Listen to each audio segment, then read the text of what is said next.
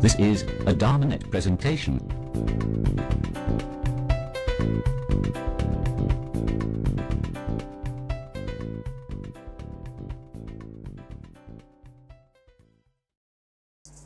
So when we're travelling around India and looking at the various holy sites and so on, then there's one kind of question which can't help but impress itself on your mind is how did the Dhamma disappear from this land?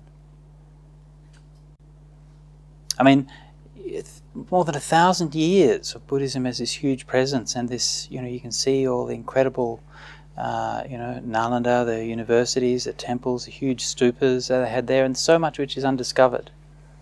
At one point we went past, we were driving through the backwoods of Bihar, and you're just driving along, and then there's this like hill on one side, but then you realise actually it's not quite a hill. There's like bricks and stuff there, and then that's what they call the Ariya Stupa. It's the largest stupa in India, and it was only discovered I think in 1997. Right? It's like a hill. They didn't even discover it. It's just sitting there by the side of the road, right? I mean, it's not in a populated part of the country, but it's it's not that obscure. You could just see it off the side of the highway, right? So there's so much there. What happened? Why did the Dhamma disappear?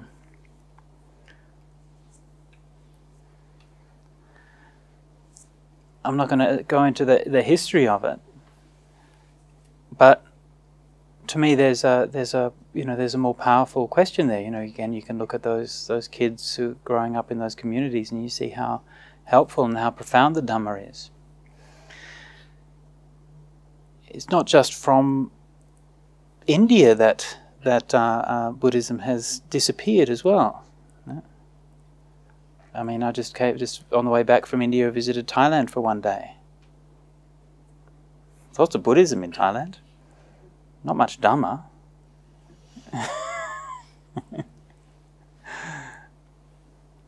You go to the temples and it's all kind of Kali and Ganesh and Narada and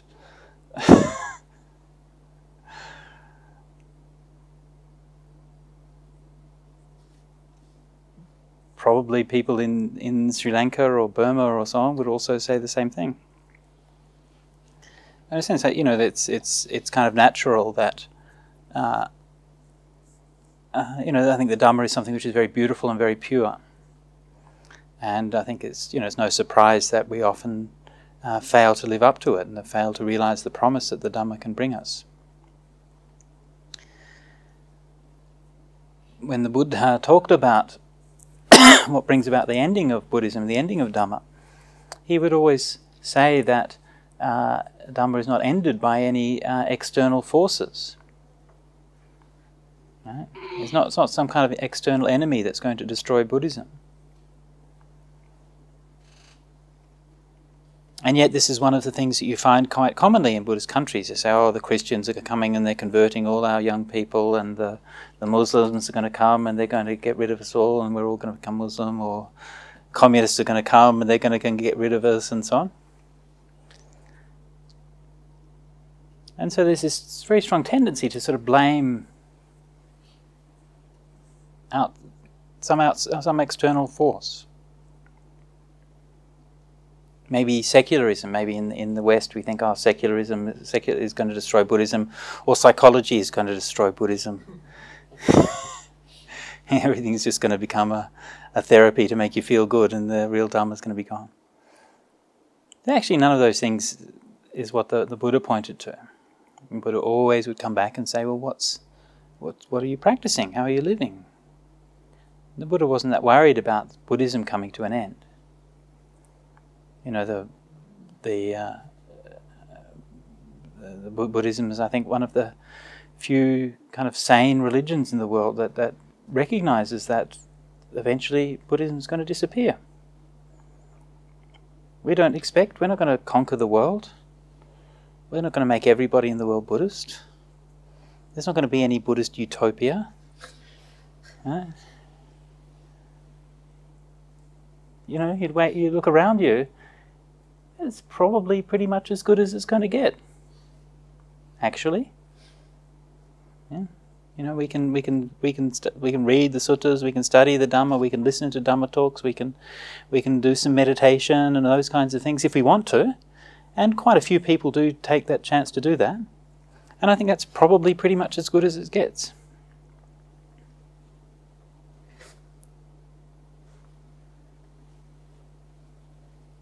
You know, and we can ask the question about how Buddhism as this huge social movement could come to an end, but then you ask yourself, how easy is it for me to forget the Dhamma?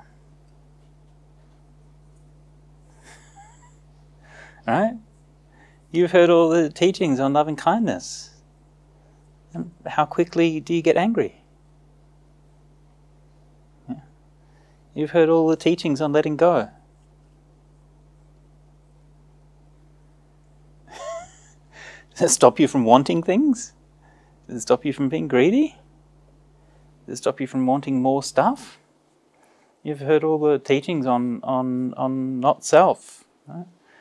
Letting go a sense of identity. Well, does that stop you from being proud and conceited? Probably not. Maybe sometimes. Yeah, maybe sometimes we can reflect and we can overcome those things. Maybe we can see that there's more of a tendency to be able to let go of those things more often. And maybe if we hold on to them, we don't hold on to them quite as hard as we did in the past.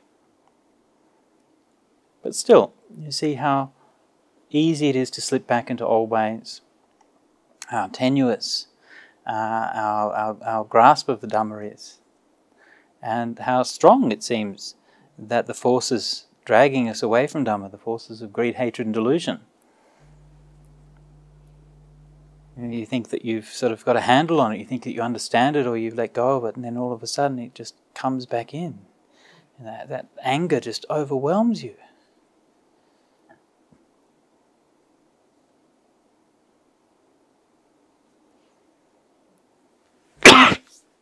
So the real mystery really isn't how could Buddhism disappear, or how could the Dhamma disappear.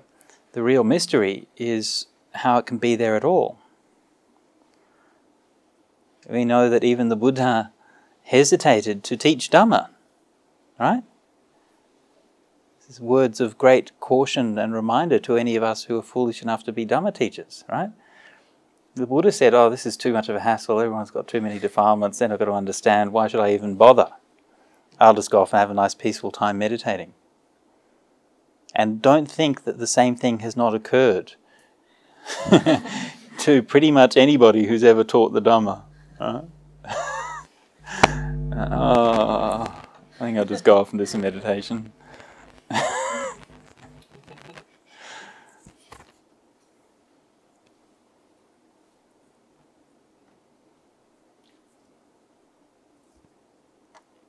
In one of the suttas where the Buddha talks about this, the ending of the Dhamma, the decline of the Dhamma, he says that Dhamma will decline if the bhikkhus, bhikkhunis, that's the monks and the nuns, the laymen and the laywomen, so the fourfold assembly, do not have respect for and to live honouring and respecting and revering 5 things.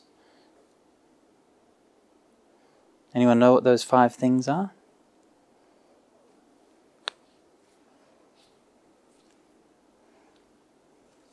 Could be anything really, couldn't it? 5 things. Sorry? 5 precepts. 5 precepts. That's part of it, yeah, but that's not the whole thing. Yeah. Again, kind of part of it. Yeah. 5 things of Buddha. Dhamma. Sangha. You got that one, that's very good. A training, right? So what they call the training is essentially is like keeping precepts and the Vinaya and these kinds of things, ethical conduct. The training, and the last one is Samadhi. Well, very interesting, yeah? The Samadhi is included there. Yeah? So Samadhi is like a stillness and depth in meditation.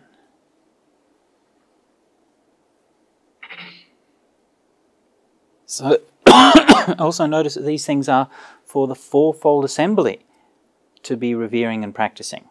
Yeah. So as always in the suttas and so on, it's not just for the monks and nuns to be doing meditation. right? Samadhi isn't just for monastics. Samadhi is for everybody.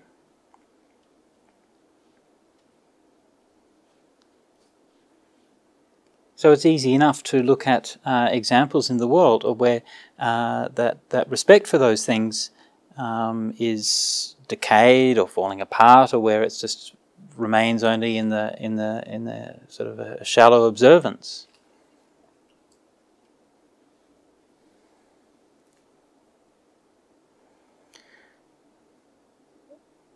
But of course, what's much more important is to understand what's actually going on in our own mind, right? How are we living in respect of these things? What does it mean to be living in respect of the Buddha, for example?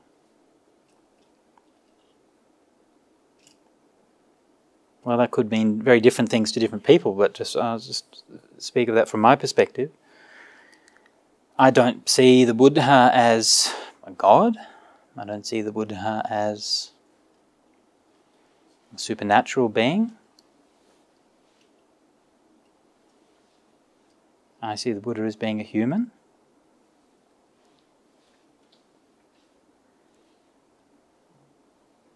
And I don't believe in this whole idea that the Buddha or the Bodhisattva practiced his paramis for many countless past lives and so on and so forth.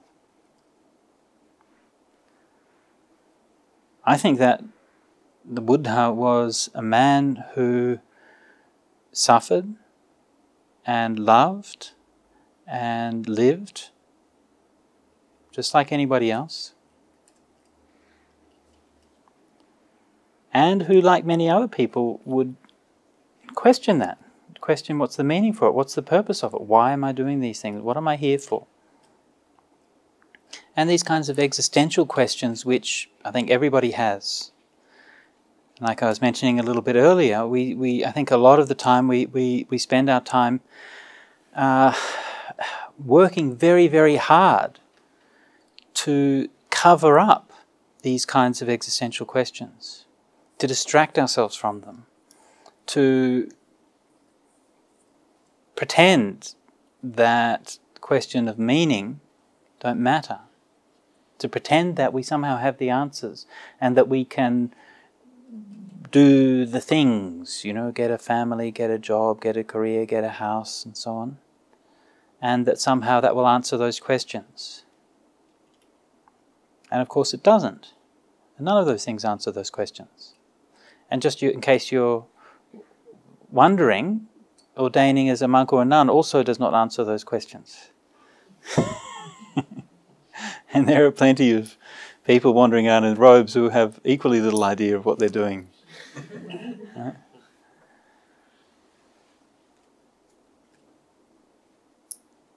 So I think the Buddha was somebody who faced up to that question with complete fearlessness, and who said he's going to follow that wherever it takes him.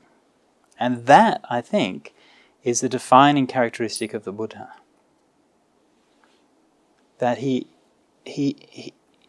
just said, no, with this kind of single-minded focus and dedication to follow and answer that question. What am I doing here? What's this life about? How can I escape from suffering? And usually we take one or two steps down that very long journey, and then we kind of get a bit bored. And, am I there yet? Oh, try something else. This doesn't seem to be working. Oh, that looks nice. And he's just stuck with it. So to me, this is why the Buddha is such a powerful exemplar, because he is a human being. And to me, the more you make him into a deity, and the more you remove him, and the more you try to explain away everything, to me that is part of. I actually see all of those efforts in the Buddhist tradition, a massive effort over thousands of years, right? I see all of those efforts as being part of the ahankara, part of the I-making, right? All of those efforts are precisely in order to remove the Buddha from his humanity, so that he no longer becomes somebody who you say, the Buddha did that, maybe I too can do that, right? And becomes somebody who you say, the Buddha did that, sadhu, sadhu, that's so wonderful that the Buddha did that. And he becomes an object of worship rather than a teacher, a guide, a friend, a helper, and somebody who you can emulate. I don't think that's what the Buddha wanted, but I think that's what the traditions made out of him. So to me, to pay homage and respect to the Buddha is first of all appreciate his humanity, and secondly to appreciate his transcendence. The fact that he started where you and I are, with all of the same desires and fears and aversions and hopes, and somehow he overcame those things. So homage, respect for the Dhamma. So in Buddhism, typically Dhamma has basically two aspects. One aspect is the more straightforward aspect, and Dhamma is the teachings. And so those teachings as recorded in the various Buddhist scriptures and so on. And so in one sense that's that object of homage and respect, that we respect the Dhamma. We take the time to learn it, take the time to read what the texts say, to consider them, to discuss them. And as many of you know, I work very intensively with the Buddhist texts and on many different levels. I have an incredible love for those things. But I never let that confuse me to mistake those texts for what the real Dhamma is. Because the Dhamma that's in the text, it's in the words, is just an expression. It's a description of something much more subtle. Right? It might be a beautiful description, it might be very profound and very powerful, but it's only a description. So the real Dhamma, the Dhamma on a more profound level, is something like how the world is, how just nature, how nature works.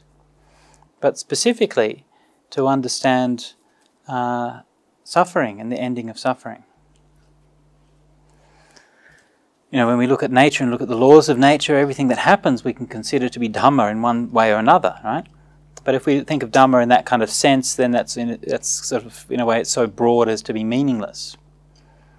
But the kind of the meaningful, the important part of Dhamma, the important aspect of Dhamma is why do we suffer? And how do we let go of that suffering? It's the Four Noble Truths. So if we are to respect the Dhamma and to live respecting the Dhamma, then we will not only give due respect and time and effort to reading the suttas, studying them, discussing them, figuring out what they mean. We'll give even more time to trying to understand actually how that plays out in our own mind, in our own heart. The core of the Dhamma, the basic principle, is the idea that through our attachments we give rise to suffering. Greed, hatred and delusion give rise to suffering. And that's a point of investigation. That's a causal relation. It's a connection. Right? It's not a thing. Right? So Dhamma is never a thing. Yeah? What we're talking about is a relation, a response. Yeah? So that's not something that you can sort of put down on a table and dissect and analyze. It's not static in that kind of way. Right? So if we compare the study of Dhamma with something like biology or something like that, it's not about, capturing animals and dissecting them, right? That's what sometimes we can do, and we end up with a very kind of sterile, dead Dhamma. But real Dhamma, real practice, is to go into the jungle or into the forest and see how the animals actually behave, how they live in life, in the wilderness. So our Dhamma practice is not to sort of create some ideal world, either internally or externally. Our Dhamma practice is to understand the nature of cause and effect. That's what the Dhamma is. Right? These thoughts, these emotions, these forces in the mind lead to those results. So our study of that process and those changes inside ourselves, this is the study and the understanding of Dhamma. The next factor of those 5 factors to revere the Sangha. Once again, the Sangha has at least 2 kinds of meanings. So the obvious meaning is of the monastic order. So that's the kind of the conventional Sangha, which is a very important part of Buddhist culture. And this is the conventional Sangha of monks and nuns. He has been the bearer of the Dhamma and the bearer of Buddhism throughout the ages for the last 2,500 years. It's a quite amazing community and institution on any kind of level, right? You think about it, 2,500 years, yeah, and a continuous institutional presence, and still here, and still adapting and changing, and still relevant.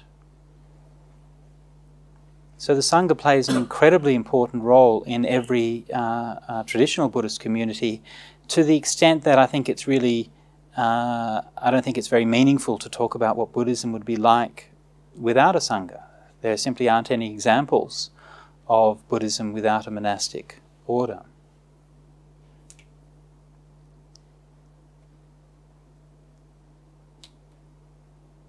In a more kind of general way, and the way that the word Sangha has been very popularized in recent years, is Sangha means just a spiritual community, right? So you have like the Blue Gum Sangha, for example, who meet here on a Tuesday. I come and give them talks every so often, and so that's, you know, they're not monastics or anything, but they're just a group of friends and spiritual companions who support each other in the practice. So this is another way that the word Sangha gets used these days. But again, these meanings of the word Sangha are, you know, quite shallow. At a much deeper level, what a Sangha means is the presence of those who have realized the Dhamma. Right? This is the Ariya Sangha. The presence, the living presence of actual people, actual meat sacks who are enlightened. This is an astonishing thing. This is something I found it very hard to wrap my brain around. The first Dhamma book I ever read, A Handbook for Mankind by Ajahn Buddhadasa. And he talked about this idea of the Arahant, someone who is perfected, someone who is enlightened. And it never really crossed my mind that there could be somebody who had let go completely of any greed, hatred and delusion. And that they simply didn't have any of those forces that are giving rise to suffering or anything, and that could actually be a real thing in the world. It never even vaguely occurred to me. And I was like, but how do they brush their teeth? Really? I mean, if you haven't got any desires, how do you want to brush your teeth? I mean, you have to want to brush your teeth, right? I mean, it doesn't just happen.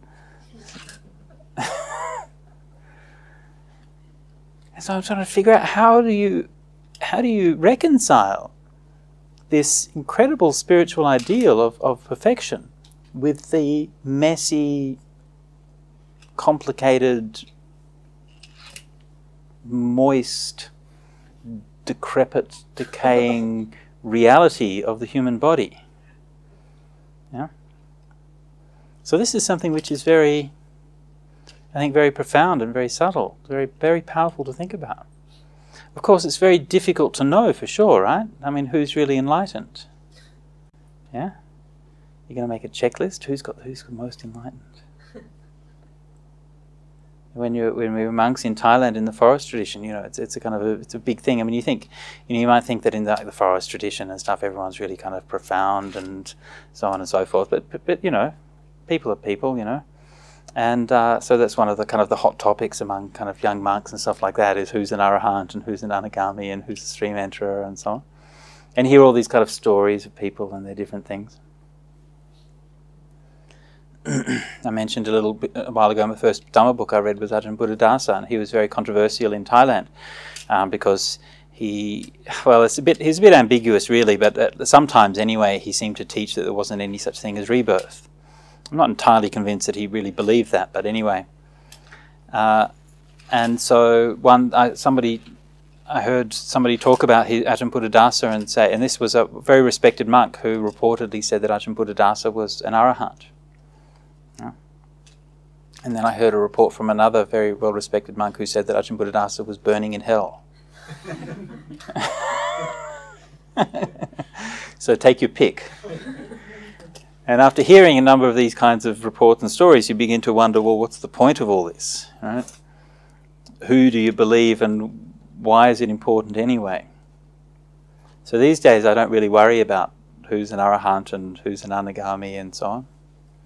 But what I do find very inspiring is when you see people who manage to live lives of wisdom, who live lives of peace, who live lives of genuine compassion and loving kindness. And when you see somebody who can actually manifest the Dhamma and live the Dhamma in that way, then this is a very beautiful thing. I mentioned before we just visited Thailand, and I was kind of lamenting on the fact that there's so much Buddhism and so little Dhamma. Well, that wasn't, it's not as bad as all that. There is Dhamma there in hiding away in little corners and so on. And one of those corners, I went to visit my teacher, Ajahn Mahachachai. And it was just a very beautiful meeting, and just to be reminded of what it was that I found very inspiring about his presence all those years ago when I met him 20 years ago. And just to see, he just has this way about him which is it's very understated and nothing spectacular. And you ask him a question, he'll consider it very carefully before he answers. And he'll always speak very gently and to the point. Right? He's not one of these people who sort of rambles around and doesn't actually answer the question. But he also always has a good sense of humour. And you get the sense that whenever he's talking to anybody that he brings a respect to them, and a genuine sense of trying to help them to try to use the Dhamma to help them with their suffering. So all of these are qualities. Is he enlightened? I don't know. I never asked him. I probably should, shouldn't I? But I find him to be a very inspiring monk. So to me, this is the idea that Sangha is the idea that actually it is possible. Actually it is possible to live the Dhamma and to practice it and to realize what those things are. Okay, so the Buddha Dhamma Sangha training, the Sikha, training in Buddhism. Basically what training means is doing things again and again. Right? And normally there's a threefold training in Buddhism. The training in the higher sila is your conduct, your ethical conduct. Higher mind is in meditation, and higher wisdom. Right? So theoretically there's those three kinds of trainings, but actually when the word training is used by itself like that, the word sikkhara we translate as training, it usually means your ethic, your sila. And so in that case it means, because it was mentions both monks, nuns, laymen, lay women, so it means both keeping the precepts, 5 precepts and so on, as well as monastic conduct and all of those things. But it's not kind of much broader than just keeping precepts. And one of the things which I emphasize very often when I'm talking about precepts is that keeping the precepts is not just it's not just meeting a kind of minimum level requirement. Okay? Right? This is what we kind of think, what's the entrance requirement? I'm going to do this exam, or kind of fill out this form or something like that. Well, I've got to get X number of points. I've got over that number of points, so that's good, that's all I need to do, right? So we tend to think of precepts, something like that. Whereas actually this idea of training means that you keep on trying to be better and better and better. Yeah? It's not about just getting over the line. It's being as good as you possibly can be. Not just about not breaking a precept. And so this is how they are expressed in the suttas. And when we looked at the Samanyapala Sutta last week in the Sutta class, and it has that very beautiful description of the precepts where it says for the first precept, instead of just saying to not kill, it says living with a heart full of compassion for all sentient beings. This is really keeping the first precept. Okay, so not killing. Most of us can do that most of the time, right? Might be a bit of wiggle room when it comes to cockroaches and mosquitoes, right? But most of the time, we're good. We can keep that. But to have compassion and love in our heart for all sentient beings all the time, that's a training. That's something that we can keep on doing, right? We can maybe stop ourselves from squashing the cockroach. Can we actually love the cockroach?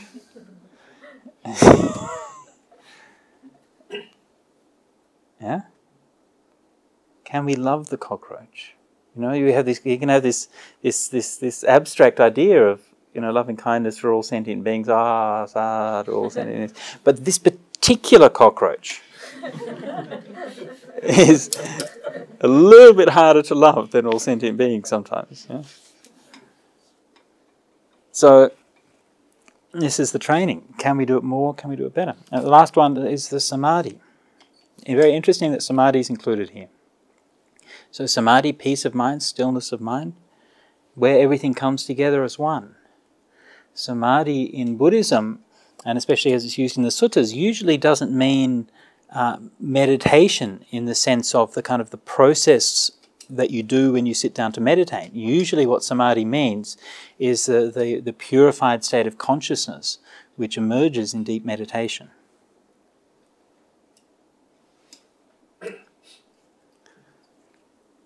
Samadhi is not something like everything else in Buddhism. Samadhi is not something arbitrary. It's not a sort of gift of God or anything like that. It's something which emerges from causes and conditions. Right? There's nothing mysterious about it. The obstacles to Samadhi is very well understood. The 5 hindrances: sense desire, ill will, sloth and torpor, restlessness and remorse, and doubt. These things are the opposition to Samadhi. Letting go of those things. The mind goes to Samadhi. It's just natural. Right? There's nothing extra. Right? There's no more to Samadhi than that. If you let go of the 5 hindrances, your mind goes into Samadhi. So when the mind is in Samadhi, the mind is incredibly pure. It's incredibly radiant. It's incredibly powerful. And it manifests its inner nature, which is to be aware, to be conscious. And when the mind goes into Samadhi, you realize how much of your life has been darkened by the clouds and the mists of unknowing. The Buddha called it this avidya mahatamokkhanda. This ignorance is that dark mass of ignorance. I just love that image. To think of ignorance as that dark mass, like a looming black thundercloud, and you're trying to see through it, and you just how can you see? You've got no clarity. It's just this oppressive black. And when the mind's cleared and the mind is in Samadhi, it's like a beautiful, clear summer day. And the sky is so blue, and the air is so crisp, and you can see everything sparkles. Everything is alive.